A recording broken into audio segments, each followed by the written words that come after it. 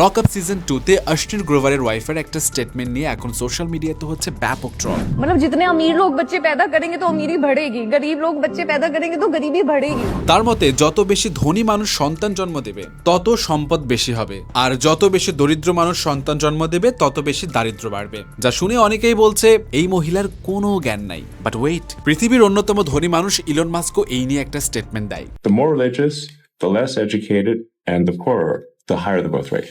Yeah. Low on the religion, high on education, and high on income, that has the lowest birth rate. Elon মাস্কের মতে যে সমাজ যত বেশি ধর্মীয়, কম শিক্ষিত এবং দরিদ্র সেখানে জন্মহার তত বেশি, আর যেখানে শিক্ষা বেশি, আয় বেশি এবং ধর্মীয় প্রভাব তুলনামূলক কম সেখানে জন্মহারও কম। তবে রিয়েলিটি হলো এই ট্রেন্ডটা পৃথিবীর অনেক দেশের ডেটাতেই দেখা যায়।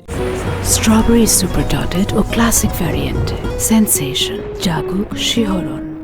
এবার আসি অশ্বিন গ্রোভারের ওয়াইফের বক্তব্যে। ধনীর সন্তান ধনী হবে, গরিবের সন্তান গরিব হবে। শুনতে খারাপ লাগলেও এর পেছনে কিছু বাস্তব কারণ আছে। কারণ আপনার আর্থিক অবস্থা শুধু টাকার বিষয় না, এটা অনেকটা মানসিক অবস্থারও বিষয়। একজন মিডল ক্লাস বা লো ক্লাস ফ্যামিলির ছেলে বা মেয়ে ব্যবসা শুরু করার আগে 100 বার ভাববে যে ফেল হলে সংসার কিভাবে চলবে। কিন্তু একজন ধনী পরিবারের সন্তান একের পর এক স্টার্টআপে ব্যর্থ হলেও আবার নতুন করে শুরু করার সুযোগ পায়, কারণ তার উপর সেই আর্থিক চাপ অনেক কম থাকে। ইনফ্যাক্ট OECD গবেষণাতেও বলছে যারা কম আয়ের পরিবারে জন্মায় তাদের দরিদ্র থেকে যাওয়ার সম্ভাবনাই বেশি থাকে, আর যারা হাই ইনকামের পরিবারে জন্মায় তাদের অর্থনৈতিক অবস্থা ধরে রাখার সম্ভাবনাও বেশি। অবশ্য এর মানে এই নয় যে গরিব মানুষ কখনো সফল হতে পারবে না, পারবে, কিন্তু পথটা অনেক কঠিন। এবং বাংলাদেশের মতো একটি মধ্যম আয়ের দেশে একজন দরিদ্র পরিবারের মানুষের দেশের গড় আয়ের পর্যায়ে পৌঁছাতে গড়ে কয়েক প্রজন্ম সময় লাগে, কিন্তু ডেনমার্ক বা ফিনল্যান্ডের মতো দেশে এই সময়টা মাত্র 2 থেকে 3 প্রজন্ম লাগে। আরেকটা বিষয় খেয়াল করবেন, এই দেশগুলোতেই কিন্তু শিক্ষা ব্যবস্থা ওয়ার্ল্ডের সেরা।